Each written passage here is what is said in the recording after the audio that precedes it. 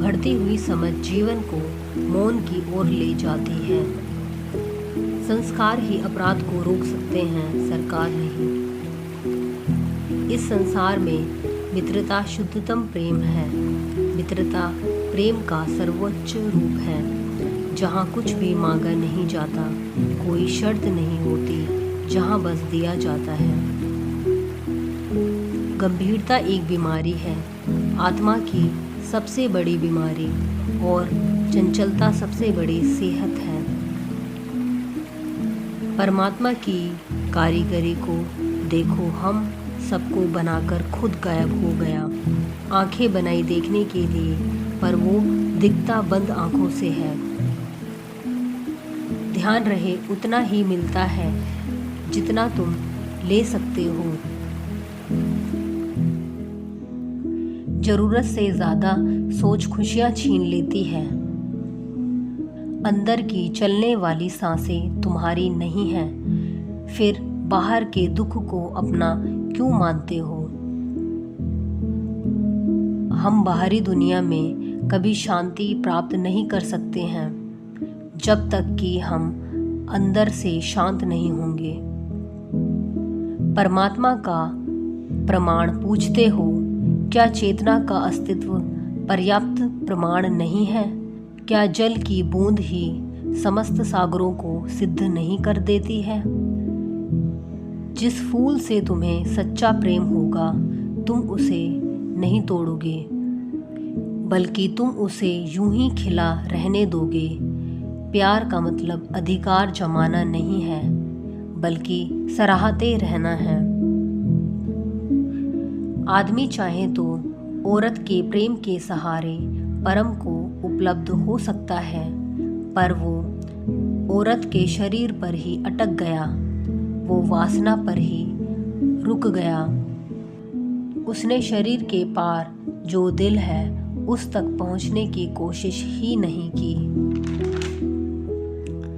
एक बार वो औरत के दिल तक पहुंच गया तो फिर शरीर कोढ़ हो गया, फिर वासना से मुक्ति हुई, वो परम को उपलब्ध हुआ।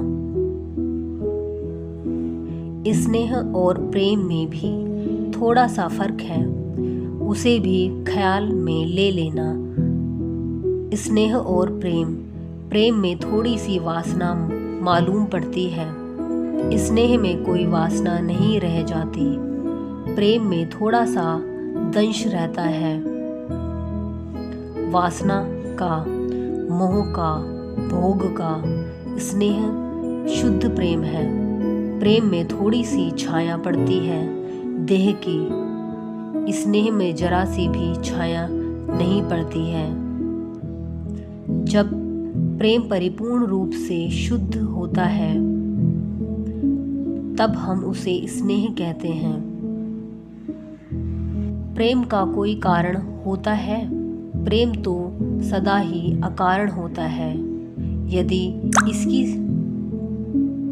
यही इसकी रहस्यता है, यही इसकी पवित्रता है।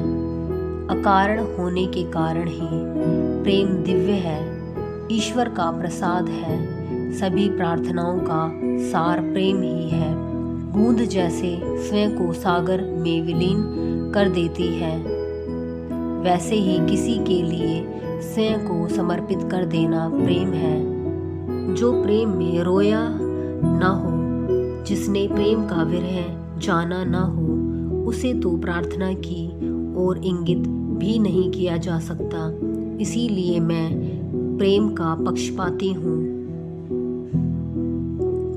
प्रेम का उपदेष्टा हूँ। कहता हूँ कि खूब प्रेम करो, क्योंकि कहती हूँ कि खूब प्रेम करो, क्योंकि प्रेम का निचोड़ एक दिन प्रार्थना बनेगा। प्रेम के हजारों फूल को निचोड़ोगे, तब कहीं प्रार्थना की एक बूंद एक इत्र की बूंद बनेगी। प्रेम से बढ़कर कोई चुनौती नहीं है। दूसरे व्यक्ति के साथ प्रसन्नता पूर्वक रहना दुनिया में बड़ी से बड़ी चुनौती है। दुनिया इतना प्रेम कर रही है, लेकिन दुनिया में उदासी है। फूल तो लगते ही नहीं, मधुर और मीठे फल तो लगते ही नहीं, जहर ही जहर है। तो जरूर कहीं प्रेम में भूल ही रही है। प्रेम के नाम पर कोई और धोखा दे रहा है। ममता प्रेम का धोखा दे रही है और अहंकार प्रेम का नकाब ओढ़कर चल रहा है। सिर्फ एक कदम अपनी मर्जी का चलो तो पता चल जाएगा कि वो तुम्हारे कितने अपने हैं। कबीर ने कहा है कि तुम धोखा खा लो, लेकिन धोखा मत देना, क्योंकि धोखा खा लेने से कुछ भी नहीं खोता है, धोखा देने से सब कुछ खो जाता है। जीवन में कभी मायूस ना हो।